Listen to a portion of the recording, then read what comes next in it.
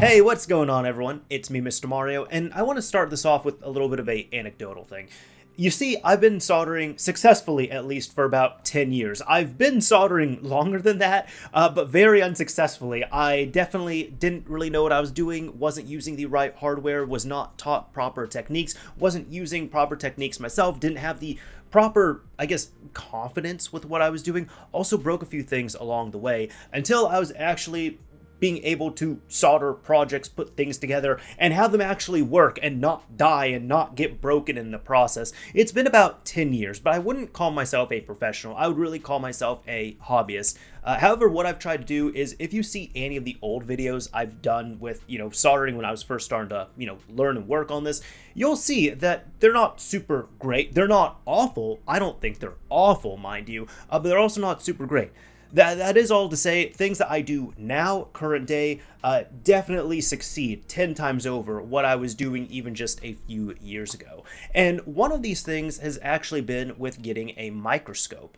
Now, having a microscope for some of the projects I'm doing when I'm working and soldering, either resistors or wires just together on boards, onto motherboards, all that stuff, just working with quick solder boards, doing things like that has been really helpful, like more than you would expect with a microscope. Yes, there is something in regards to getting practice, getting confidence, learning proper techniques, having good hardware, which I will say, even on having good hardware, for people who want to learn how to solder and really get into things, I don't recommend getting the best hardware right out the gate. I recommend starting with some of the more affordable stuff, what will work within your budget, getting good or decent at that, because the thing is, if you can build up your skill set on something that is okay, by the time you feel like you want to upgrade and you get really good hardware, your skill set is just going to go way up. It's going to skyrocket. But you need to build up those foundations is what I mean here. However, there's been times I've wanted to challenge myself and I've wanted to work on something that was really, really small, and I had difficulty seeing or working on things.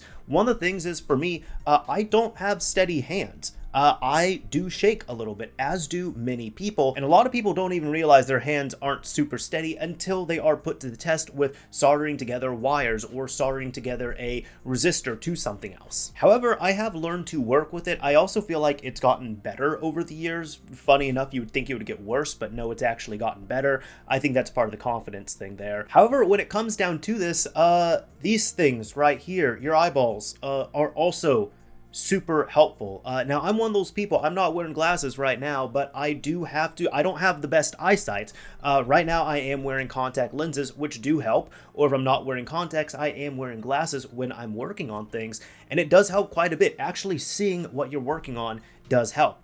However, there's nothing wrong with making things a little easier for yourself if you're still going to do them right. And that's where having a microscope comes in, and that is where that is an absolute game changer, in my opinion at least. And from my experience, I have noticed that I've been able to not only improve my craft, but really make things that were more difficult to me before even easier now. Because wouldn't you know it, things are a lot easier when you can clearly see everything, and when you can actually blow up the image on screen and see what you are working on.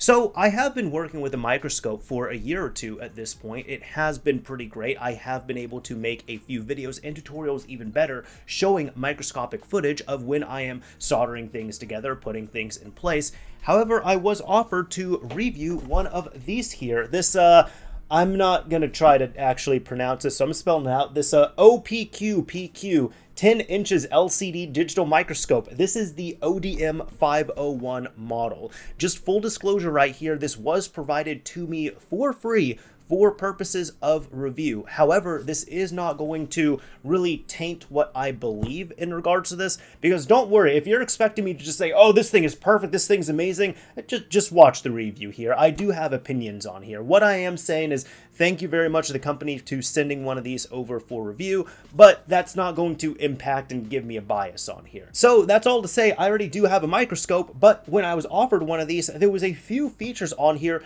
that were pretty exciting that I wanted to check out. One of them was seeing that the base was actually pretty big compared to the microscope I already had. The screen was also a 10-inch screen compared to the 7-inch screen that I was working on. And on top of that, there was also a polarizer that was heavily advertised to me in regards to this. And I looked at it and I said, you know, why not? Let's go ahead and check this out. So let's go ahead and see what this all comes with and just get into the review itself. Now I can show you an unboxing of this, but as you can see, I've been using this. Like, I've been using it, I've been checking it out, I've been working with it, so I didn't record the unboxing on here, so we're kind of just going to put this over to the side. However, it did come with one of these things, a manual, which I will say, this did impress me. It is a thick manual. It is really well written for the most part. It has, it comes in color. Check this out. It's got really nice photos. So whether you are trying to find something specific or you don't know what is going on here and you just need a quick start guide of some kind, this works out super well. But inside the box, you do get a few things. I'll actually just show you all. They end up giving you the microscope itself, which, yeah, it is this whole thing right here. This is the microscope. The screen is attached to this and everything. They end up giving you the base unit right here. You also end up getting this bracket so you can attach it, slide it up, slide it down. You also get an HDMI cable. Now do keep in mind on board here, it is using mini HDMI, but you get a mini HDMI to full HDMI cable so you can hook this up to a screen or monitor. Some people might complain about that, but I understand, hey, you know what? If they put full HDMI in here, they do have to pay some extra licensing fees, so good on them for saving on the licensing fees. You also get not one, but two USB-A to USB-C cables, a 32GB micro SD card, a remote, and of course the user manual, as I said. Now there were a few things with this all right off the bat I did not use. Obviously I end up using the base unit, I end up using the microscope, I end up using the bracket itself. Those are all quite obvious right there. However, the HDMI cable I didn't feel a need to use because a lot of people might want to hook this up to a capture card or to a screen or to a monitor of some kind. I personally don't do that. I like to just do all my work right here, and I like to look at the screen itself that's attached to it in real time. That's just personally how I work, but I understand everyone is going to have different work ethic on here. I also end up using only one of the cables in this regard, and it does come with a little remote, but I don't ever use the remote. When I'm just, working on this, I end up just using all the buttons that are on the screen itself. That's, again, how I work. And finally, the 32GB card. Nothing fancy. It's a 32GB micro SD card. It's unbranded. Because of that, I don't really trust them, so I end up using my own SanDisk 32GB micro SD card inside of this itself. Now, some people might be listening to the things that were included and might be wondering, how do you get this thing hooked up to power? And that's actually one of the first things that I ran into. You see, this is a negative that was kind of right off the bat for me that kind of soured this a little bit for me here. You end up getting two of these. You get a USB-A to USB-C cable. You get two of them. I'll explain why you need two of them right here. But check this out. This is only about 3 feet in length. First of all, that is not very long. I'm going to show you all this footage, right?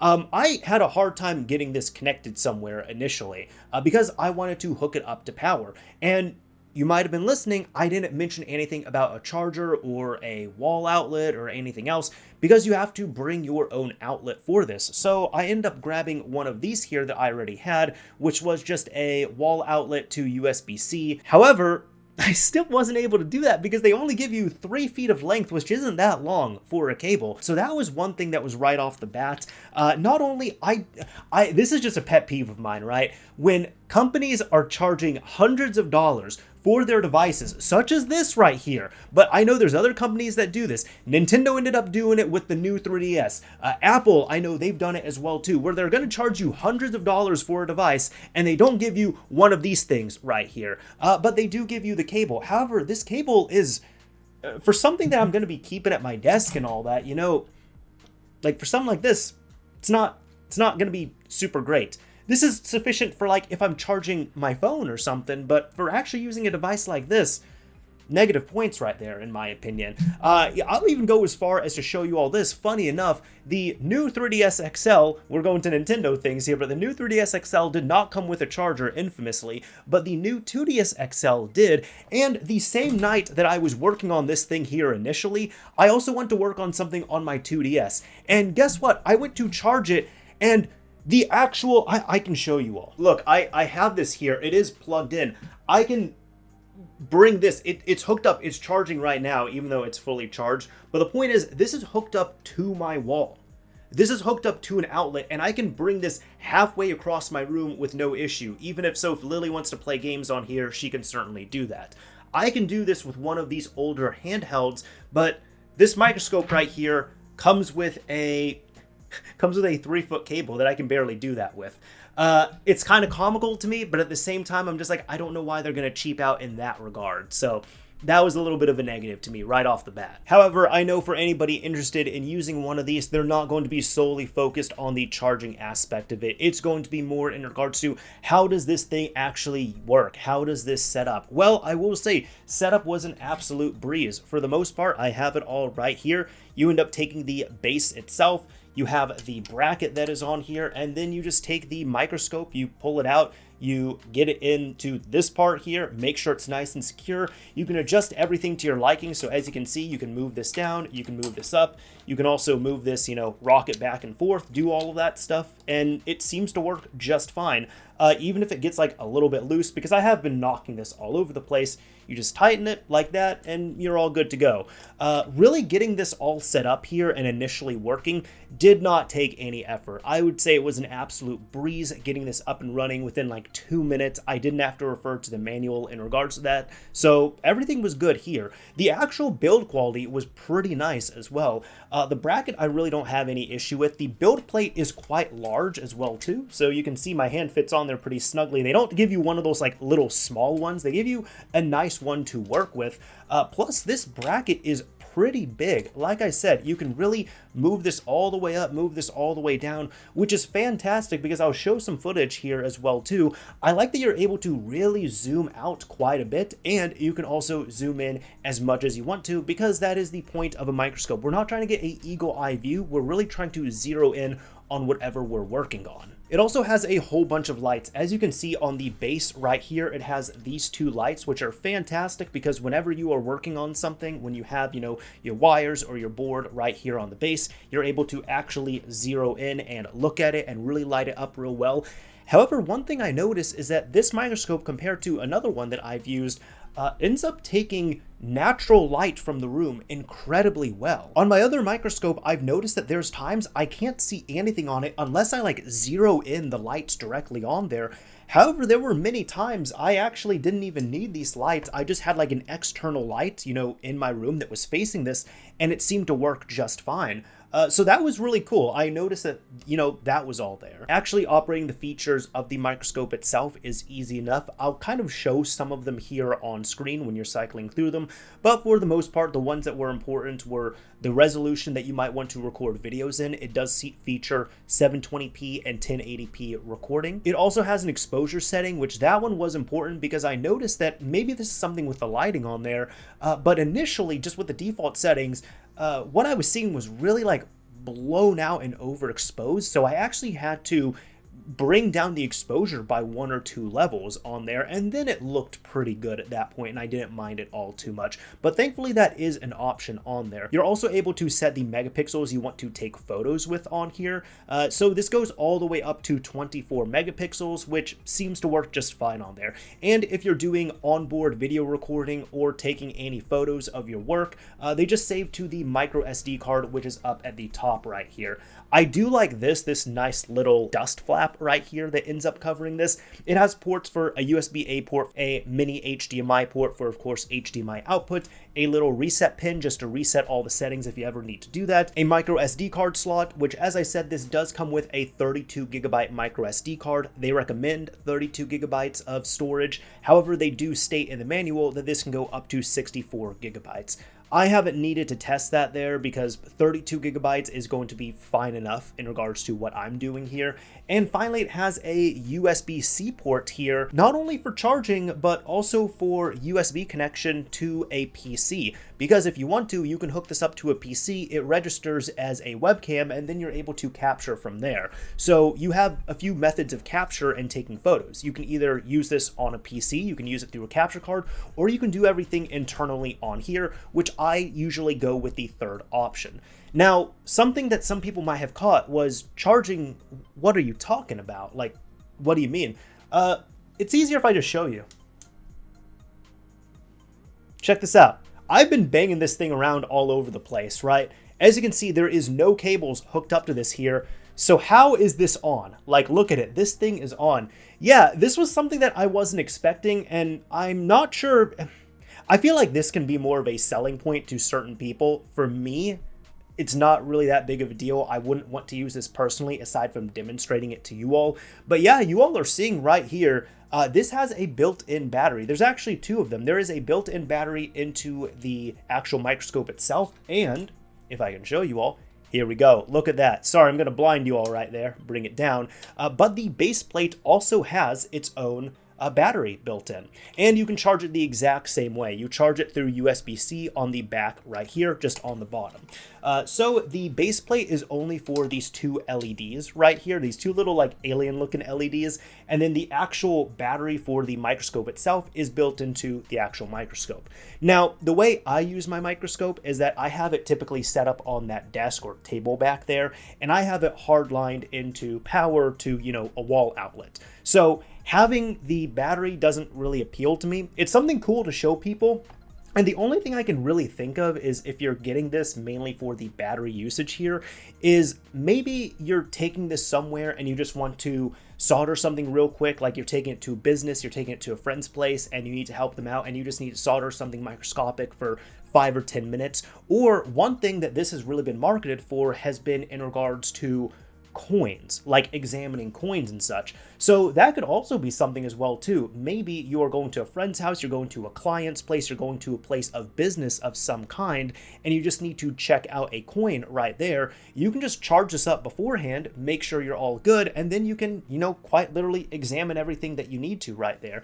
And this is actually a good demonstration of what I was talking about with the lighting. As you can see, the lights are off right here. However, if I just put my hand underneath, I'm able to see that just fine. I'm able to see all the details. It looks good at that point. I don't have to shine a whole bunch of light on there in order to get it to show up. That is one thing, as I said, I've experienced it with another microscope that I've used, but on here it ends up taking the lighting of the room, and it works pretty well for the most part. Now, when you go through all of this, this is already set up right now that it is recording in 1080p, but you're able to switch the modes here, so I can change it to photo mode, or I can change it to preview mode, and it just loads up any of the files that I have on the microSD card itself. I'm going to switch it back over to video mode, however. If you hold down that M button, it does bring up the menu right here, and you're able to go up and down and check out everything from the menu itself. Hit OK. So there's just 5 buttons on here, and it's all good to go at that point. However, there's only been 2 lights that I've shown you on here. I end up showing you these 2 lights here, as you can see. There is a third light though, and I do want to get into that. As I said, one reason why I accepted this was because there was a polarizer right here. You can switch it from normal mode over to polarizer, just like that, easy enough. Oh, and also this is for, you know, your focus as well too, so you can focus in, focus out, all of that. However, when it came down to this here, when I started doing my recording and I was testing out everything and I was, you know, working on a few things, I was flipping the polarizer, flipping it to normal, and I didn't notice any difference. And I'm just like, is this thing working? Did I get a broken one? What's up on there? However, this is one thing I did have to refer to on the manual. We're going to just tighten that up a little bit. There we go. I'm actually, for this demo here, I have just a little Game Boy Advance cartridge. I'm just going to plop it on like that. As you can see, I think that looks good. Awesome. So we can have it all nice and focused, and we can focus more light on there if we need to. However, as I said, with that third light, check this out. There is this one bar right here, and you can turn up the light, you can turn down the light, and when you do that, there's actually a light right there in the microscope itself, which is super helpful. Now right here, if I turn it all the way up, that doesn't look super great, and it does look a bit blown out and overexposed. However, that's when you can flip on the polarizer. And even though right now it might not show the best, I am going to put up some footage where I'll show kind of some before and after on there. And if you're in a room or a situation where you really have to focus on something and get something directly super well lit, you can flood it with light and then flip the polarizer on, and it works super well. So I've been quite happy with that feature, and that was awesome. When I started using this light, I was like, okay, now we're talking, that's great. And if it's not bright enough, you can turn it up. If it's too bright, you can turn it down. If you don't want it at all, you can turn it off. And it works pretty intuitively like that. So that's another super nice feature that this microscope has. We're gonna move Max away though. However, I've been talking pretty positively about this microscope, and I will say I've had a good time with it. Overall, it is a nice microscope that has a big 10-inch screen. Some people might be wondering what the screen resolution is. I did look it up. It seems like it is 1024 by 600, which some people might scoff at and say it's low. Here's the thing, when you're looking at it, when you're working on this right here, like, it looks fine. It looks fine on there. So even the low resolution of the screen quality itself is pretty nice. So you're not going to be bothered, and it's not going to intrude when you are actually working on something on the microscope itself, or I guess under the microscope in this case, not on the microscope. But the point being on there is everything seems to be built pretty well. Everything seems to be sturdy. It seems to have nice packaging. It seems to come in a pretty overall, like, pretty good setup, aside from just having, in my opinion, a power cable, two power cables that are way too short, and no wall charger for some reason. Again, not really a fan of that. It's more the principle of it, okay? It's more the principle. That's what I'm saying here. However, in regards to all of this here, I did want to talk about some negatives. Now, you all are watching this. You all see that I do create content. I do like to use this to also make videos, because when I am making a video, when I'm showing something, especially when I'm making a tutorial where I'm doing some kind of component level modification, install, or repair, it is so awesome to quite literally blow it up just like that on screen. Fantastic to have. So having access to a good video is important to me, and unfortunately that is where this thing ends up having some negatives and some drawbacks right there. Now, I do want to say here, if you do not care about video or photos, this is not going to bug you, but if it is something that you are prioritizing, you're going to want to hear me out on this. I end up recording videos, I end up taking photos on here, I max them out. Unfortunately, there's only two resolutions that you can pick from. There's 1080p and there's 720p.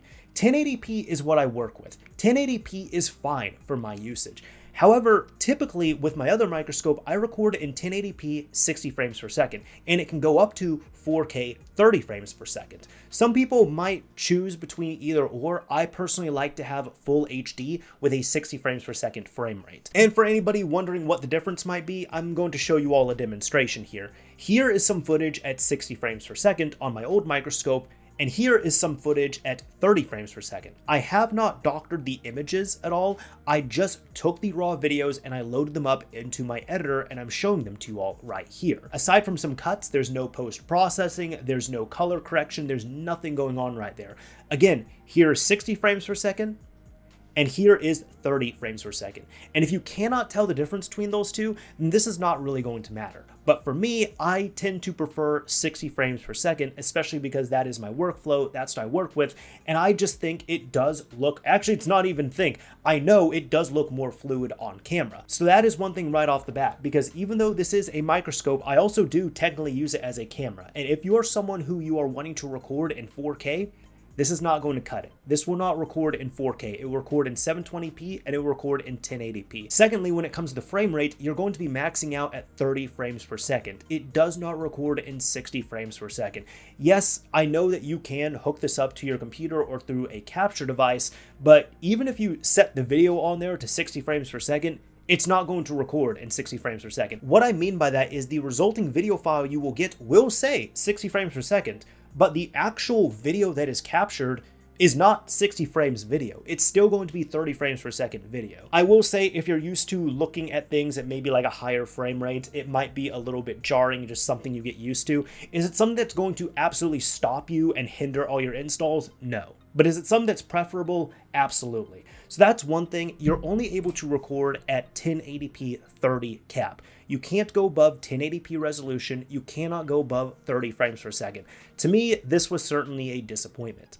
The other thing is when it comes to photos. Some people might not care about the video. They want to take photos on here. Now, this does go up to 24 megapixels. However, I've learned, just living through the age of digital cameras when those were coming about and all that, megapixels for the most part don't really mean all that much to me, because you can have a fantastic camera that does 5 megapixels and a super junk camera that does 30 megapixels. And the good camera, the really good one that does 5 megapixels, is going to outpace the other junk camera that does 30 megapixels. So that's all to say there. You're going to have more pixels, you're going to take up more storage size, but if the camera itself is not that good, then the photos don't really matter in that regard. And that's all to say, unfortunately, that is also something that I ran into here. I took several photos of my work when I was working on a few projects here, and when I ended up looking at them, and keep in mind you, right? Keep in mind, when I was looking at everything, when I was looking at it through the preview, when I was looking at the screen right here, it looked pretty good. I had no issues with how it looked here, aside from, again, it's 30 frames per second, but I can live with that. I had no issue with how it looked here. But when you actually take the raw files themselves, and you load them up onto your computer, and you look at them, the photos just didn't look that good. And I tried, messing with the focus. I tried changing a few other things. I'm going to show them on here as well, too. And again, these photos are not doctored. I am not changing, aside from maybe zooming in and out, I am not changing, anything with the color. I'm not doing any kind of corrections. I'm not doing any of that stuff. I'm showing you what I got from this microscope here. And unfortunately, the result was, it didn't look as good as I felt like it should have. And even just to make sure it wasn't me, I actually compared to older photos that I took on another microscope, which looked much clearer than the ones that I got on this one. And to top it all off, I also sent this over, I took, a few photos of things I was working on, and I sent these photos to my girlfriend. Yeah, that's what we do. Okay, that's what we do. But I sent them over to my girlfriend, and she even noticed, immediately she noticed, yeah, these photos are not as clear as the ones that you normally send to me here. To which I said, yeah, it's the photos from this new microscope that I'm working on. So if you are trying to get really close-up shots and all that and really use it as a photography opportunity, unfortunately, the photos that you'll get from here, they're okay, but they're also going to leave something to be desired. You're going to be wanting something a little more, and they're just not as clear as they should be. And that same sense of clarity goes right back into the video. I'm going to show you all some footage. I've already been showing footage throughout this review, but I'm going to show you all some footage again from this, right? And I just want to show you all. Here is some footage from the Opqpq microscope. Now here's some footage from my other microscope that I use. Here's some from the Opqpq, and here's some from the other microscope that I use. Cool. We got that? Awesome. I wanted to show that comparison because I feel like it's odd. I feel like I'm getting less pixelation from the footage that I get from this microscope that I'm reviewing. Unfortunately, all of that is kind of undone because there's a lot of visual noise that's on the video files themselves when I'm looking at this. And that's just kind of a flaw of the microscope itself. So when you are doing the video playback on here, the video looks good, mind you, it looks okay, it looks good. But if you're looking at it and you're saying, wow, I feel like that should be clearer. Why isn't it more clear? It feels like there's something off with it. There is a lot of visual noise on the video. And it's the signal itself that you're getting from that. So that was a really big disappointment for me, at least in my position here. And you got to realize that my position is probably going to be different to yours. You might be someone where you just want this microscope. You just want to look at things underneath the microscope. There we go. You might just want to do your actual work or look at coins and all that stuff. Just work on things like this. And if that's all you're doing, if this is all you care about, you just want to look at things up close and do your work, this microscope is going to work for you. However, I will say, if you are someone who you care about video and photos and just the quality that you're going to get from this, unfortunately, this microscope is probably not going to cut it for you. You're going to look at your photos, you're going to look at your videos, and you're probably going to be a bit disappointed. So just keep those limitations in mind. It goes up to 1080p, it goes up to 30 frames. The visual quality is not going to be as clear as it should be. Again, the visuals look fine right here on this screen. Fantastic. Have no issue. Ran into no issues actually working on this. But when it came to actually getting the recordings and getting the photos and looking at them, looking at them in my editor, looking at them on my desktop, just didn't look super good. So overall, those are my thoughts on the Opqpq ODM501 digital microscope. What are my final thoughts on here, as well as my recommendations? I do want to say, I felt like I was a little bit critical in this. However, I'm not going to really take that back. There might be some people who are watching this who say, okay, there's no big deal if it comes with a short cable, if it comes with, if it doesn't come with one of these chargers, if it doesn't really record video that well, if it doesn't record or it doesn't take photos that well. Some people might say that's no big deal. I'm just being too critical. To that, I will say, to me, those features are important. And also, I feel like when you are doing a review of a product, whether it be hardware, software, what have you, in this case, kind of both, when you're doing a review like this, it is going to be best to be critical in that regard. So that's why I am going to bring these things up, and something that has bugged me, I am going to bring up in here, because this is also not a cheap microscope. This is not something that's $20, $30, $40. Looking at it here at the time of recording, the MSRP is $239.99. So if I'm just, showering this with praise and giving it a whole bunch of excuses, there's going to be some people, maybe there'll be somebody who checks us out, they buy one of these, and they say, the video doesn't look very good on here. I spent almost $250 on this. So that's why I am going to bring up things like that. This microscope, it's odd to me because, again, I like the thing. When you're actually working on this, if you're doing real actual work on here, this is a good microscope. It's great for that, but it has some decisions on here that are a little bit odd.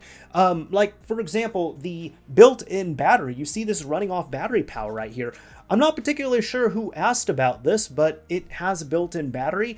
Also, the stand has a built-in battery that you do have to charge, as I said, for the LEDs. So this thing can entirely run on battery power. Is that why it didn't include that long of a cable? And is that why it didn't include one of these wall adapters? I'm not sure.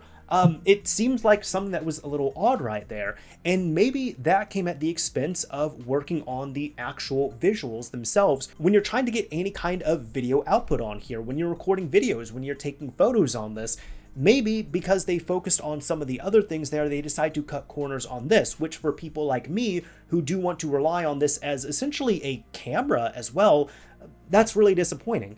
So it's odd. I guess overall my final thoughts on this are, I do really appreciate them reaching out and sending one of these over for review. I have really enjoyed using this, and I think the polarizer on here, like here's the thing, right? I think the build quality is fantastic. I think the extra lights are awesome. I think the use of lighting in the room that this microscope is able to do is fantastic. I really like the built-in light in the microscope itself right here. I think the polarizer is great. But you notice when it's just using these things here, like if all you're doing is you're just using this straight up, like bare metal, like you're just using this as is, like all of this here, you don't care about any of the extra stuff, I think it's a great microscope. This thing is awesome. Like, that's just me being honest. This thing is awesome. However, talking about the shortcomings there, as I said, I do wonder if some of these design choices ended up kind of taking away from some of the other aspects, like not including a charger, not having 60 frames per second video, not really having very good video output, or the video output being really visually noisy, not really having the best photos on there.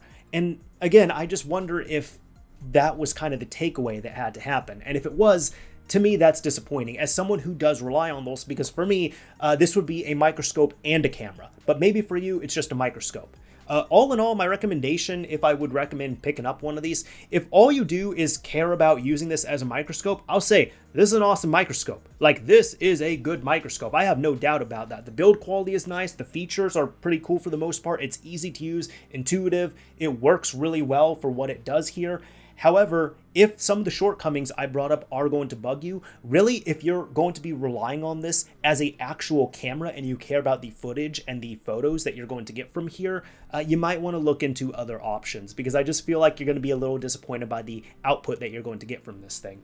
Anyways, that's about it for this review here of the Opqpq ODM501. Hopefully you all enjoyed this thing. This was really fun to check out, this microscope overall. However, like I said, for me, I do plan, I'm probably going to be using this here, but it's not going to be a 100% replacement for my current microscope that I already had. So that's a little disappointing, but overall, still cool to check out. Again, I do want to extend a thank you over to them for sending me one of these for free to review for you all here. hopefully, as you can see, I mean, I had good things to say about it, I had bad things to say about it, and I really hope they can take some of that feedback, and if any of that is fixable within a firmware update or something, that would be super awesome.